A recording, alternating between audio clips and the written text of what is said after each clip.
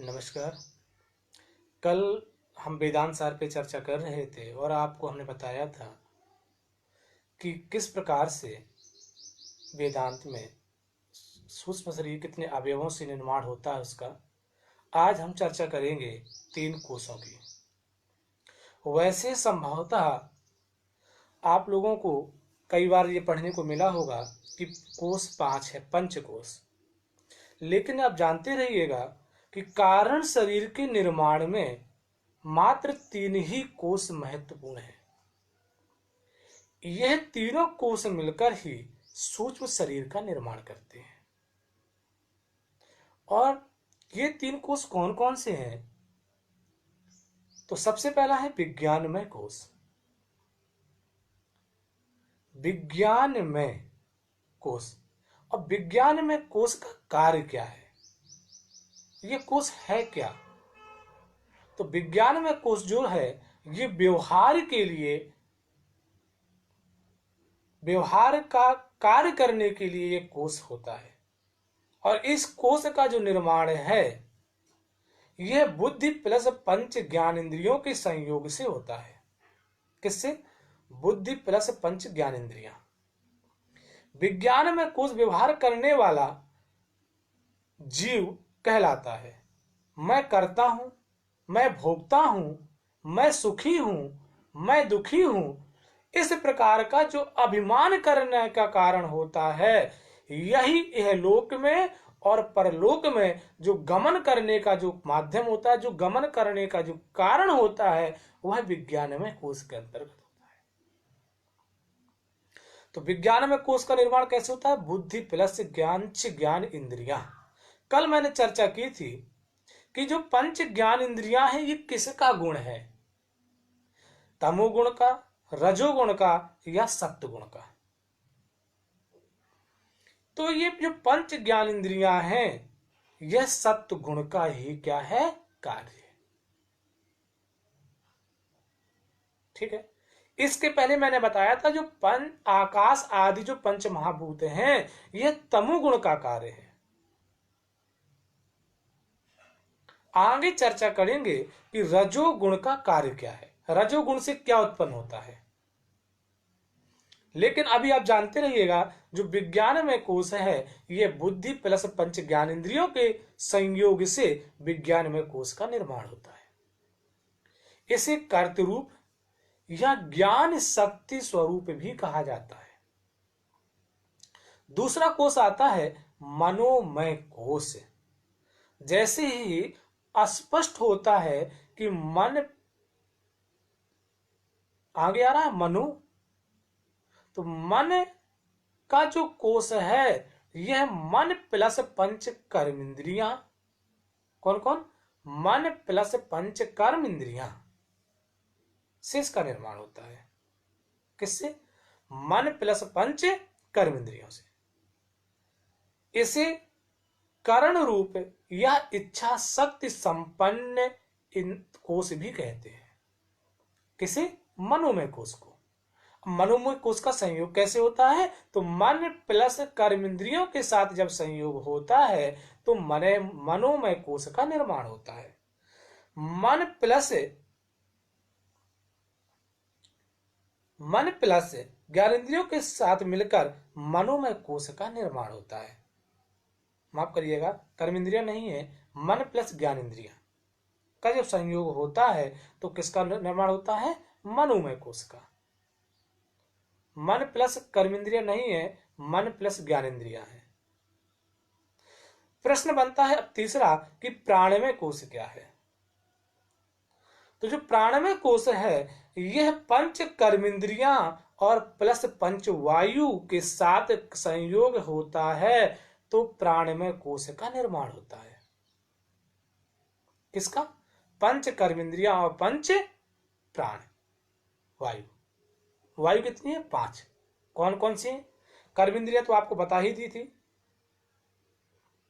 वाक, पाण, पाद, पायु और उपस्थ, कल चर्चा की थी।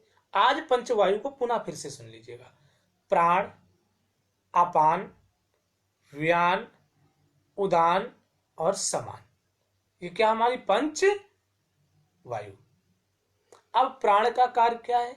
तो नासिका के अग्रभाग पर जो रहती है वह वायु अर्थात ऑक्सीजन हम लेते हैं। तो नासिका के जो अग्रभाग में विद्यमान है उसको प्राणवायु कहते हैं। अपान वायु क्या है? गुदा आदि मलमूत्र का जो कार्य करते हैं वो उस अपान वायु के द्वारा करते हैं। व्यान क्या है? व्यान वायु जो है हमारे संपूर्ण शरीर पर विद्यमान रहती है। उदान वायु किसे कहते हैं? कंठ पर यह विराजमान होती है और यह मृत्यु के समय ही निकलती है। समान वायु क्या है?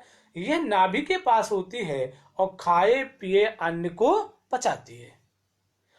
या से ये कहते हैं कि ये उदर में रहती है। ठीक, यहां तक बात हुई।